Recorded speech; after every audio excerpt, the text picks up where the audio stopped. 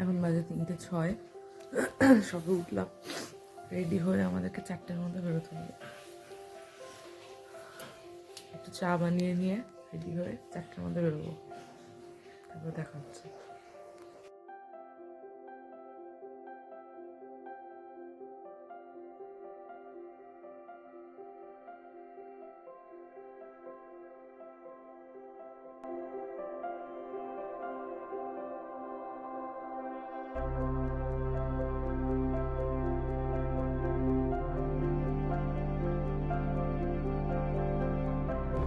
এখন বাজে 4:40 আর আমরা বেরিয়ে পড়েছি।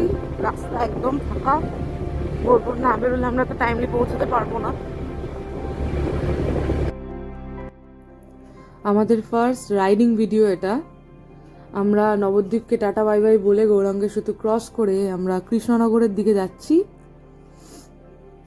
কৃষ্ণনগর থেকে আমরা নেব বাদিক, যেখান থেকে আমরা বহরমপুরের দিকে যাব সোজা। ওখানে আমরা প্রথম ব্রেক নেব। রাস্তা প্রচণ্ড কুয়াশা ছিল তখনও, যেহেতু ভোর হয়নি। আস্তে আস্তে বুঝতে পারছিলাম যে দূরে আলো ফুটছে, কুয়াশাটা কেটেছে এবার হালকা। ভালোই লাগছিল সকালবেলার আমেজটা, বেশ এনজয় করছিলাম। আমরা এখান থেকে বহরমপুরে একটা ধাবা রয়েছে হাই রোডের পাশেই, যেখানে সমস্ত বাসগুলো থামে, যে ট্রাভেলিং যে স্লিপার ক্লাস বাসগুলো, ওগুলো সব এখানেই থামে।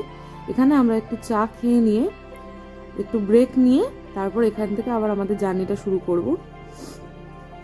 আমাদের স্ন্যাক্স ব্রেক ডান।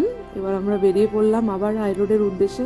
আমি একটু চালিয়ে নিলাম মাঝখানে, এতটা লং রাইড অল্টারনেটিভ করে না চালালে এত সমস্যা। মাঝপথে ব্রিজটা পড়েছিল, অসাধারণ লাগছিল দূর থেকে দেখতে, তাই ভিডিও করেছিলাম। রাস্তা খুব সুন্দর ছিল, গাড়ি চালাতেও ভালো লাগছিল। এরকম অনেক কটা টোল আমরা ক্রস করেছিলাম। এই টোলে কোনো রকম 2 চাকার জন্য ট্যাক্স নেয় না। লেফট যে লেনটা আছে সেটা দিয়ে আমরা ক্রস করলাম। এবার চলে এসেছি আমরা ফারাক্কা ব্যারেজের ওপরে। এই ব্যারেজের আবার 108টা গেট রয়েছে নিচে। আওয়াজ পাচ্ছিলাম উপর থেকে যে কিছু গেট খোলাও রয়েছে।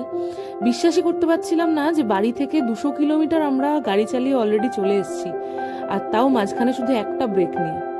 এবার আমরা শুধু ব্রেকফাস্ট করব। ব্রেকফাস্টে আমরা নিয়েছিলাম রুটি আর মিক্সড ভেজ, তার সাথে একটা পেঁয়াজ, একটা কাঁচা লঙ্কা। আমি এখানে একটা ভলুকও পেয়ে গেছিলাম, তাই বললাম মন খারাপ করিস না, পরোটার বদলে রুটি খেয়ে সন্তুষ্ট থাক তুই। এতক্ষণ রাইড করে শীতদাঁড়া প্রচণ্ড ধরে গেছিলো, আর পেট পুজো করার পর থেকে প্রচণ্ড ঘুম পাচ্ছিল। প্রায় 250 কিলোমিটার আমরা চলে এসেছি রাইড করে, তাই একটা বাদিকে গাড়িটা পার্ক করে আমি ওখানেই শুয়ে পড়েছিলাম, আমার শীতদাঁড়াটাকে একটুখানি যদি আরাম দেওয়া যায়। আর রেস্ট নিয়ে আমরা এগোতেই বোতলবাড়ির রাস্তাটা চোখে পড়লো। তখনই মনে পড়লো যে এদিক দিয়ে যাই, কারণ আমরা যদি ডালখোলা কৃষাণগঞ্জ হয়ে যাই তাহলে আমাদের অনেকটা বেশি সময় লাগতে পারে। এটা আমাদের একজন শুভাকাঙ্ক্ষী বন্ধু বলেছিল, তাই আমরা এই বোতলবাড়ি বা বটল বড়ি, আমি জানি না এটার প্রোনাউন্সিয়েশন কি হতে পারে, সেই রাস্তা দিয়ে ঢুকেছিলাম। রাস্তাটা খুবই ভালো ছিল। দিয়ে আমরা ইসলামপুর ওটা পৌঁছালাম। তখন প্রায় সন্ধে হয়ে গেছে।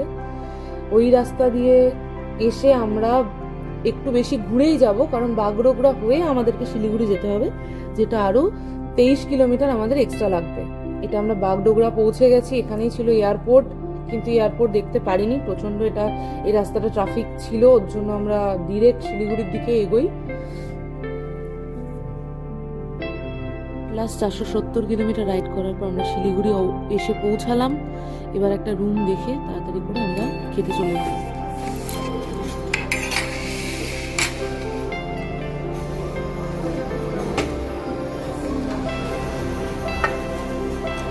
এত খুঁজে পেয়ে গেছিল আমাদের যে আমি কিছু করার ছিল না, রুমের কোনো রকম ভিডিও কিছু করতে পারিনি। আমরা ডিরেক্ট জাস্ট রুমটা নিয়েই খেতে চলে এসেছি, কারণ সারাদিনে একবারই খেয়েছি সকালবেলা সেই রুটি, তারপর আর সময় পাইনি। খেয়ে যাতে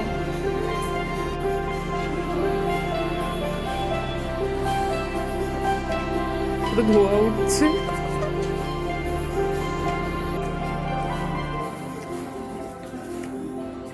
নুনতোটা